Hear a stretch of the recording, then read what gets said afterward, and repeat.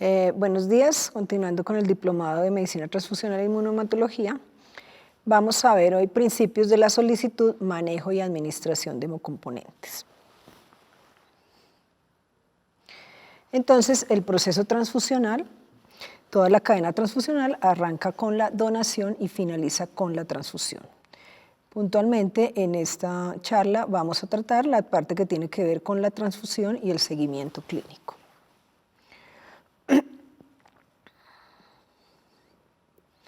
Entonces, lo que tiene que ver con la administración de componentes inicia en el momento en que el médico decide la transfusión e informa al paciente que éste va a ser transfundido.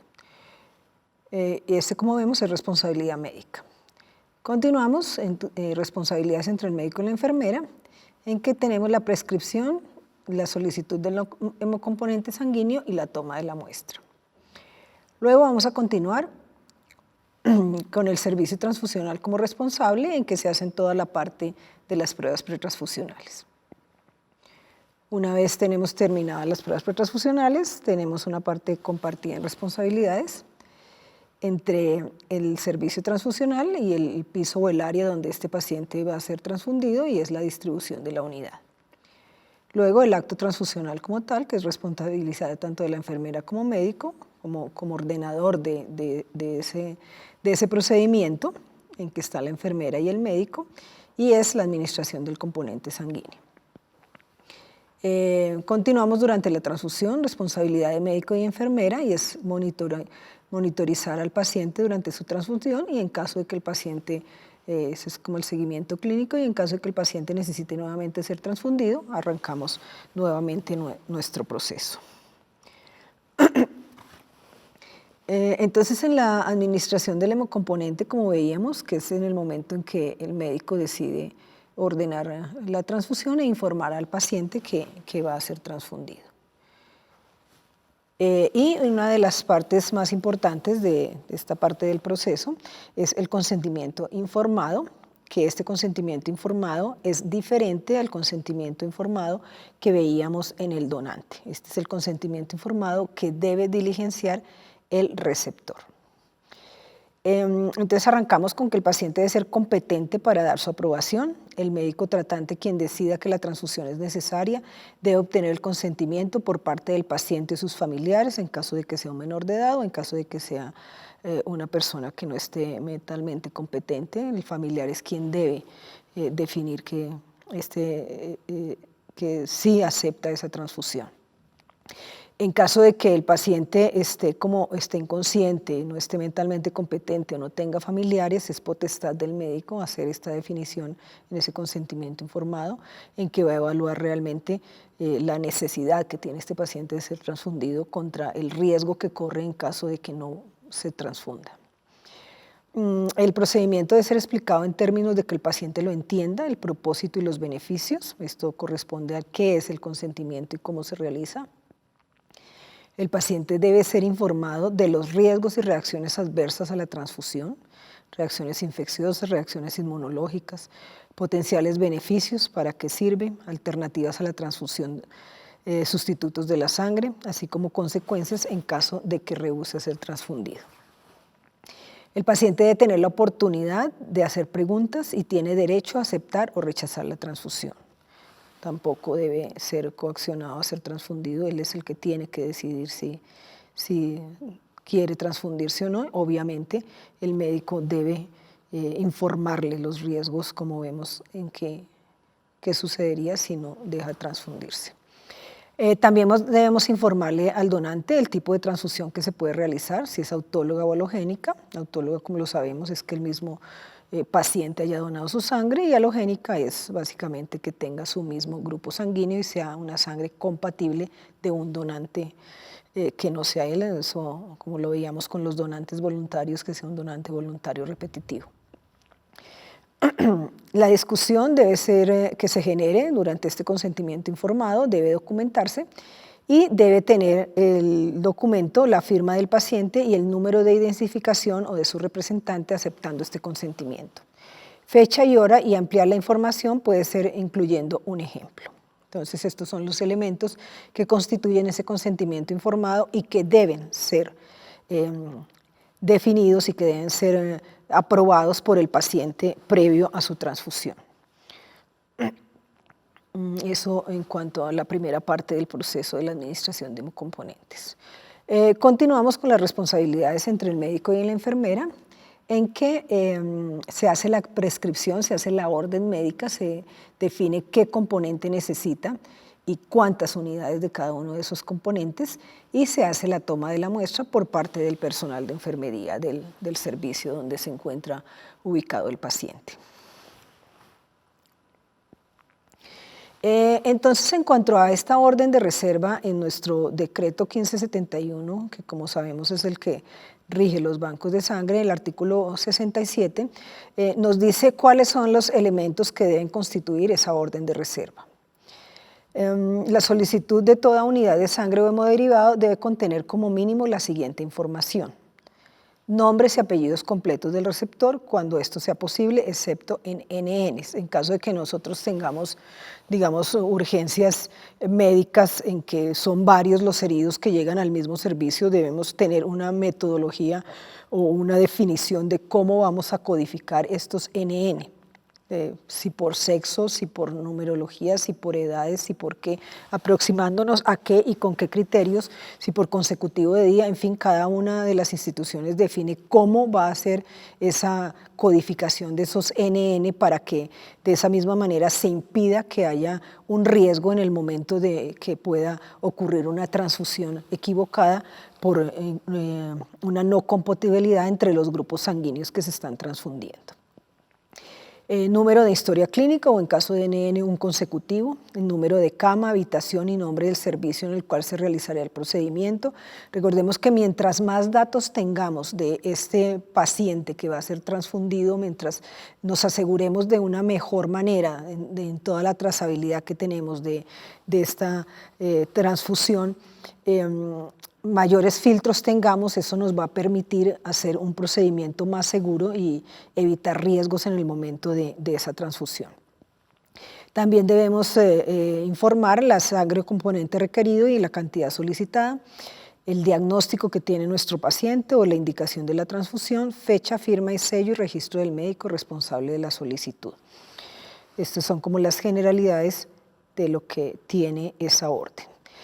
También podemos incluir una información adicional que nos va a permitir de pronto hacer como un resumen de historia clínica dentro de esa misma orden de reserva que nos permita tener un conocimiento un poquito mayor de a quién estamos transfundiendo o a quién vamos a transfundir desde el banco de sangre o del servicio transfusional. Estos son, por ejemplo, la fecha de nacimiento, el sexo, las indicaciones específicas, si el componente es irradiado, si es de donante con serología citomegalovirus negativo, si de pronto es un producto que debe ser leucorreducido, en fin, estas otras condiciones o características adicionales con que debe cumplir ese componente sanguíneo para que sea transfundido a ese paciente. Fecha y hora de la solicitud y grado de urgencia, si es urgente, desesperada o en el día, reserva, operatoria, etcétera. También lo definimos dentro de nuestra guía interna de nuestros protocolos internos del servicio en cómo lo vamos a manejar. Y antecedentes personales, transfusiones previas, historia obstétrica, anticuerpos conocidos, reacciones adversas anteriores y parámetros hematológicos. Entonces, recordemos hematocrito, hemoglobina, pruebas de coagulación, recuento plaquetario, que nos van a permitir acercarnos un poquito más y conocer un poco más del diagnóstico de ese paciente para ir a una transfusión muchísimo más segura. En la toma de muestra y la identificación debe realizarse siempre identificación positiva del receptor con nombre y apellidos. Recordemos que por lo menos debe haber 2 identificadores por paciente.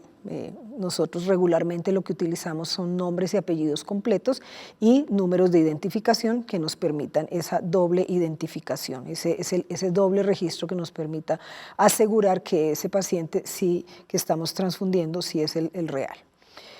También podemos hacer esa identificación con brazaletes de identificación, con registros con códigos de barras, con identificaciones de radiofrecuencias, que ya los estamos utilizando también. Identificar tubos siempre en la cabecera del enfermo en el momento de la extracción. Es importante que ustedes en sus servicios den a conocer a sus enfermeras y a su personal de enfermería cuáles son las condiciones y que lo capaciten en este sentido para que ellos sepan realmente cómo deben ser tomadas las muestras, qué identificadores deben tener, cuáles son los datos que debe tener el tubo para que no vayamos a tener a futuro problemas relacionados con identificación del receptor. Y el tipo de tubo que se toma es tubo conecta, anticoagulante o tubo seco según la metodología que se utilice al interior del servicio transfusional. El siguiente paso, que es la parte del servicio transfusional, que es la parte de las pruebas transfusionales y de la selección del hemocomponente, eso ya lo hacemos directamente en el servicio transfusional una vez nos llega la muestra tomada, identificada y con la orden de reserva o la orden de componentes sanguíneos que nos debe llegar al servicio. En algunos sitios llegan las órdenes y el personal del servicio transfusional es el que se dirige al servicio, al área, a tomar la muestra del donante. Digamos que este podría ser como un filtro adicional que nos permitiría una mayor seguridad y el servicio transfusional estaría absolutamente seguro que esa muestra fue tomada realmente al paciente a quien se le ordenó. Entonces vamos a las pruebas pretransfusionales, que debemos tener una hemoclasificación directa e inversa.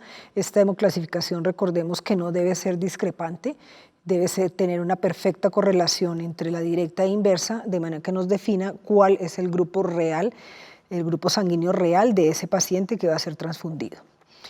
Como sabemos, debemos también hacer un rastreo de anticuerpos irregulares, debemos realizar las pruebas de compatibilidad, debemos realizar un CUMS directo o un autocontrol.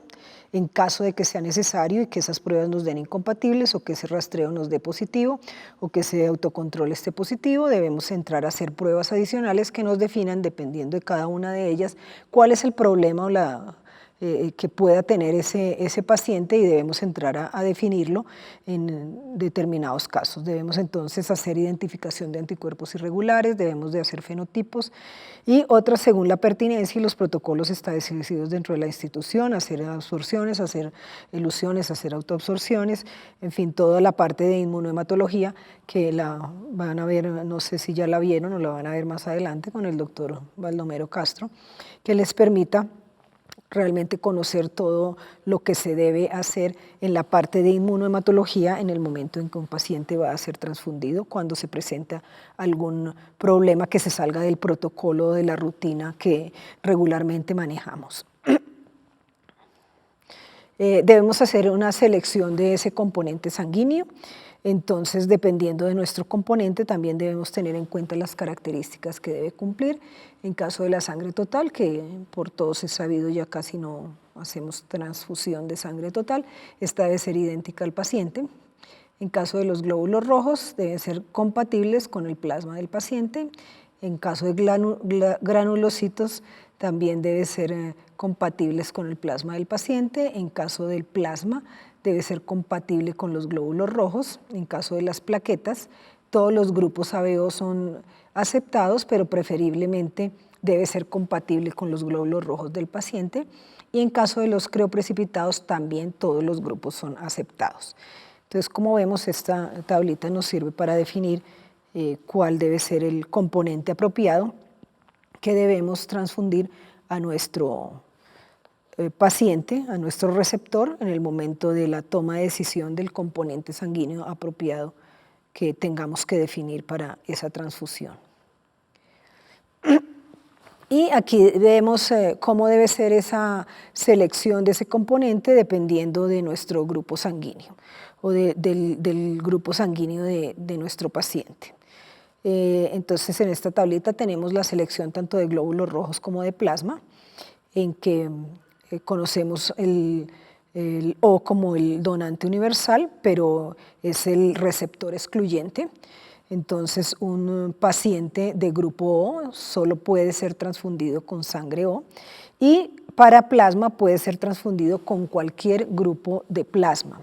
Recordemos también que el plasma no tiene RH, el plasma solo tiene grupo sanguíneo, entonces no teman colocarle a un paciente O negativo el plasma de cualquier grupo, porque no tiene problema, no tiene inconveniente. Entonces les recuerdo, el plasma no tiene RH.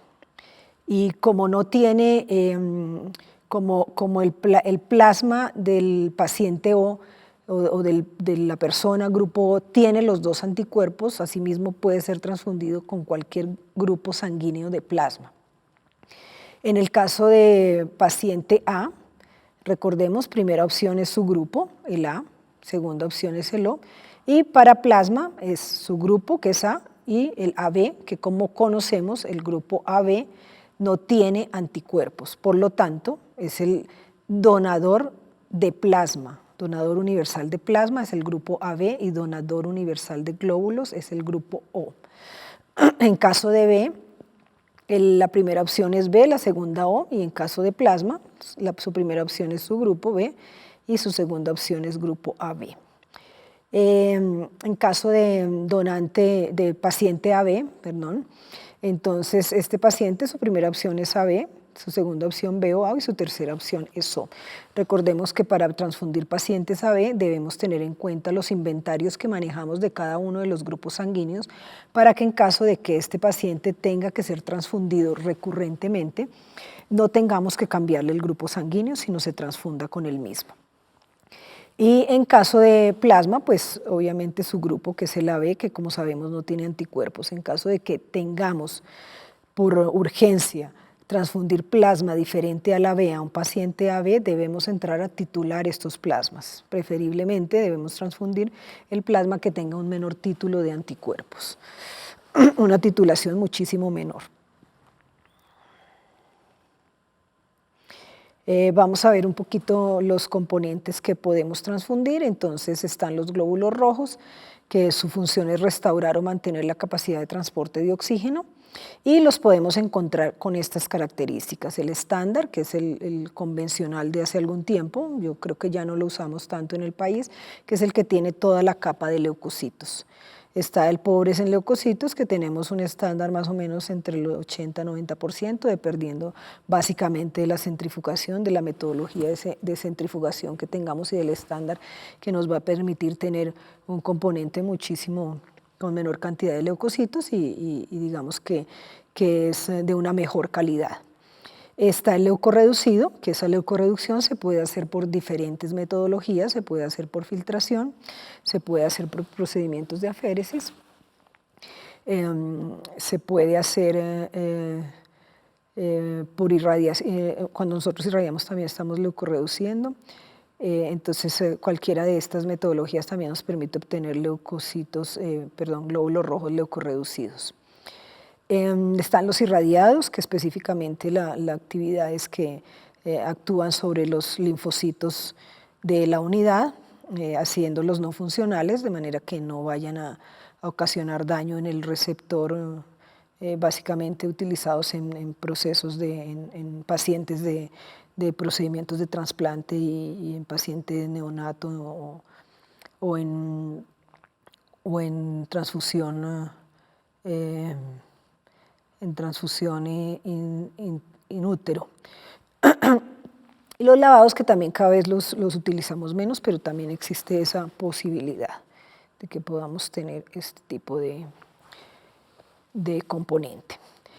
Seguimos con el plasma fresco, en caso de que tengamos que transfundir plasma, y la función específica del plasma es tratar hemorragias por deficiencias de factores cuando no se dispone de concentrados de factores o estos no están indicados.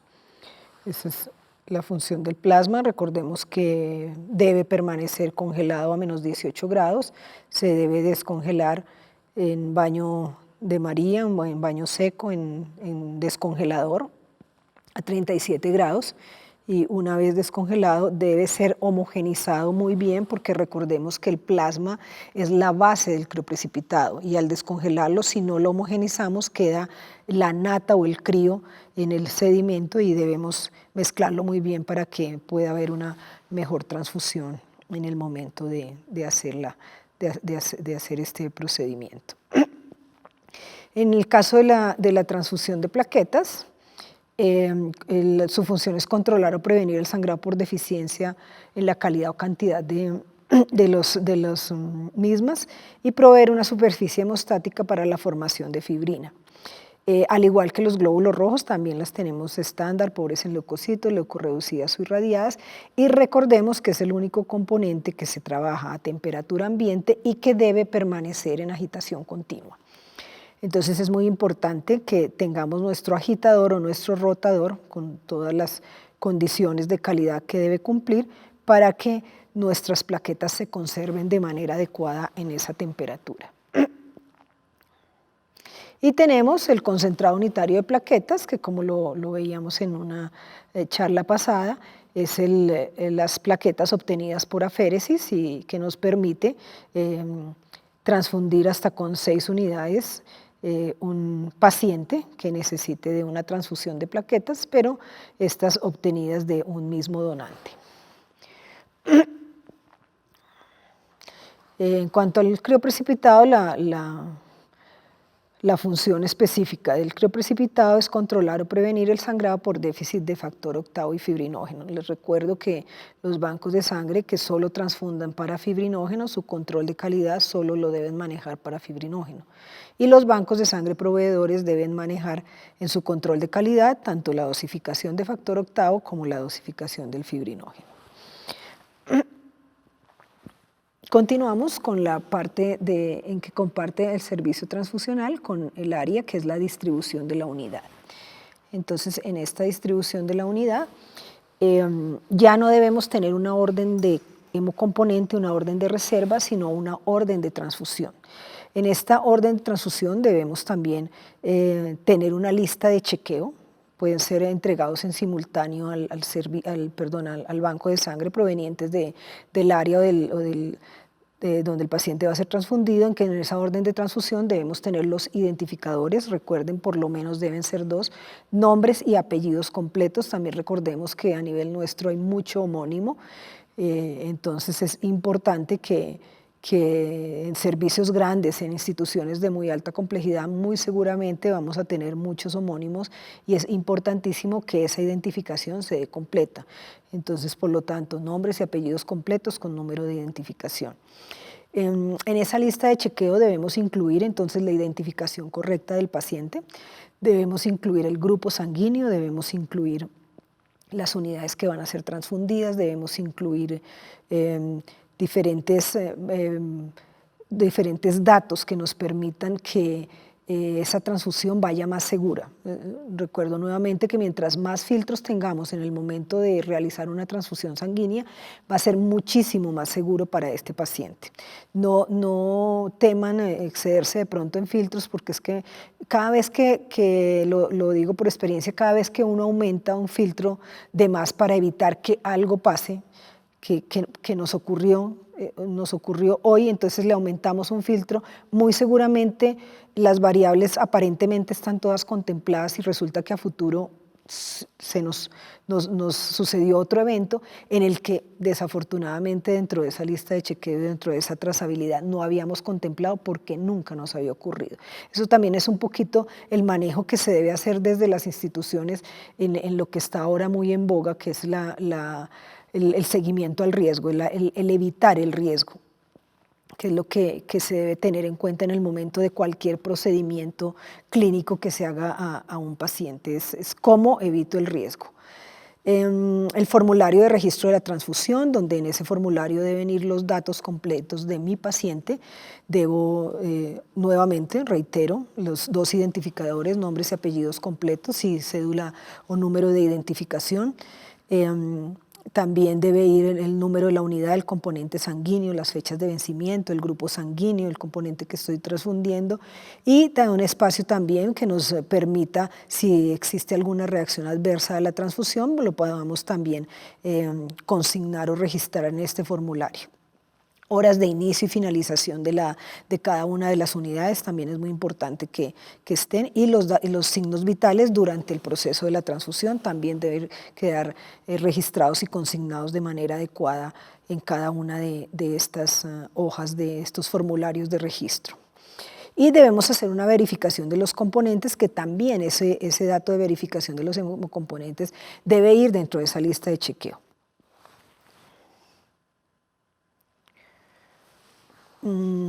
Continuamos con el acto transfusional como tal, en que la enfermera hace la administración del hemocomponente. Entonces, esta tablita, estoy un poquito corrida de tiempo, pues la pueden verificar más adelante, en que se hace una homologación en esa administración de componentes a lo que es la administración de medicamentos con base en los 10 correctos. Entonces pueden verificarlo paso a paso, en que es muy importante que nosotros en el momento de hacer la definición de esa administración de hemocomponente tomemos de base estos 10 correctos que nos permitan una transfusión muchísimo más segura. Y en ese acto transfusional entonces vamos a tener un antes, un durante y un después. En el antes debemos tener la confirmación de la reserva, la orden de la transfusión, el formulario de registro de la transfusión, la verificación de los hemocomponentes, el acceso venoso y la toma de signos vitales previo a la iniciación de esa transfusión. En el durante, entonces, debemos tener la purga de los equipos. Recordemos que lo único compatible con los componentes sanguíneos es la solución salina normal o el suero fisiológico, el cual, si necesitamos purgar o si necesitamos hacer algo con nuestro componente, con lo único que lo podemos trabajar es con la solución salina normal o suero fisiológico. Cualquier otra solución nos va a permitir que tengamos una hipoconcentración o una hiperconcentración de soluciones en esa solución, digamos, siendo un poquito redundantes, que lo que nos va a ocasionar es una hemólisis de nuestro componente sanguíneo. En soluciones hipotónicas e hipertónicas eso nos va a ocurrir. Se debe iniciar con un goteo lento los primeros 15 minutos, en los que recordemos que el médico, como responsable de la transfusión, debe estar presente en estos 15 minutos, y luego digamos que la responsabilidad puede ser de la jefe en el seguimiento de esa transfusión, pero ustedes deben concientizar y educar a sus médicos de sus instituciones en que esos 15 minutos son claves en el momento de iniciar una transfusión. También recordemos que por cada unidad es ese tiempo. Si nosotros tenemos un paciente que tiene 3 unidades o 4 unidades y vamos a transfundir una tras otra, no es que estuvo los primeros 15 minutos de la primera unidad y se desapareció. Entonces es también importante eso. La vigilancia permanente durante este tiempo, la reitero, ajustar el volumen de infusión según la tolerancia del sistema circulatorio del paciente. La toma de signos vitales debe realizarse cada 30 minutos. Se debe hacer una revisión del sitio de punción de manera que no haya una extravasación de la aguja del catéter que nos cause daño a nuestro receptor, a nuestro paciente. Y debemos tener el registro de horas de inicio y finalización de cada uno de los hemocomponentes. Tenemos algunos elementos que deben ser utilizados durante esta transfusión. El principal, agujas y catéteres, que pueden ir de calibres desde 18 a 24. Los equipos de infusión, que eliminan coágulos y desechos que se forman durante la colección y almacenamiento. También debemos utilizar cada uno de estos agujas y catéteres por componente. Hay equipos para glóbulos rojos, los glóbulos rojos se utilizan para plasma, hay equipos de plaquetas y hay equipos para crioprecipitados. Entonces deben ser usados de la manera adecuada cada uno. También tenemos bombas de infusión que nos permiten controlar ratas de infusión lentas en pacientes pediátricos y en pacientes con acceso venoso difícil, específicamente paciente oncológico que está en quimio, en que sus venitas se les complican un poco. Tenemos los calentadores de sangre usados para prevenir arritmias cardíacas asociados con la rápida infusión de grandes volúmenes de sangre fría. Es importante también que esos calentadores estén disponibles en las instituciones de alta complejidad, en que por lo menos haya en cuidado intensivo, en salas de cirugía, en el servicio de urgencias. Utilizamos también infusores a presión que se utilizan para infusión de grandes volúmenes. En corto tiempo nos permiten hasta 2 litros por minuto. Los filtros para remoción de leucocitos, estos se consideran 3 metodologías, una la filtración prealmacenamiento, otra la filtración, eso es en el momento en que se toma la unidad, la filtración en bancos de sangre o servicios transfusionales que debe realizarse entre 72 y 120 horas después de la colección, y la filtración posalmacenamiento que se hace en pie de cama del paciente en el momento de la transfusión. El estándar de esta es un poquito más bajo que los 2 anteriores. Aquí vemos también en ese acto transfusional, en esa transfusión sanguínea, el componente sanguíneo, a qué rata de infusión debe ser transfundida, tanto en paciente adulto como paciente pediátrico, y que nos permite definir el tiempo en horas de cada uno de los componentes. Entonces no me extiendo tampoco, pero pueden revisarlo con mayor tiempo en que definan también y dentro de sus guías institucionales a nivel de enfermería los implementen, porque es importante conocerlos. Un componente sanguíneo debe ser transfundido en el tiempo en que está establecido para ese componente. No nos debemos disminuir cuando tengamos que transfundir demasiado lento. Debemos hacer alícuotas de ese componente específicamente en los glóbulos rojos, para evitar que esa unidad se contamine por extensión de tiempo extendido en la cama del paciente. Como les digo, es importante que su personal de enfermería conozca esas ratas de infusión que se sugieren para cada uno de los componentes, porque esta es la manera como estos deben ser transfundidos, no nos debemos extender en tiempo. Y ya finalizando, en la parte de monitorizar al paciente, entonces esto nos corresponde al después de la transfusión, ya corresponde al seguimiento clínico. Entonces aquí debemos tener en cuenta la desconexión de los insumos, debemos tener en cuenta el descarte de las bolsas que tienen riesgo biológico, debemos tener en cuenta la toma de signos vitales al paciente. Debemos también de revisar y verificar que desde el momento en que hacemos la desconexión hasta 1 hora después, el paciente no presente reacciones adversas a la transfusión. Debemos hacer la verificación de documentos, hacer todos los registros pertinentes, y cada uno de los responsables de este acto transfusional deben dejar su firma y su sello consignados en los documentos específicos para tal fin, de manera que se termine la responsabilidad del proceso. Es importante también, y les recuerdo, que quien es responsable de transfundir es el médico tratante. Esto nos lo da nuestra norma, nuestro decreto 1575 en el artículo 45, está confirmado, nos dice cuál es la responsabilidad del médico tratante o del médico responsable, quien ordenó esa transfusión, que es única y exclusivamente responsabilidad de ese médico. Terminamos por ahora. Muchas gracias por su atención.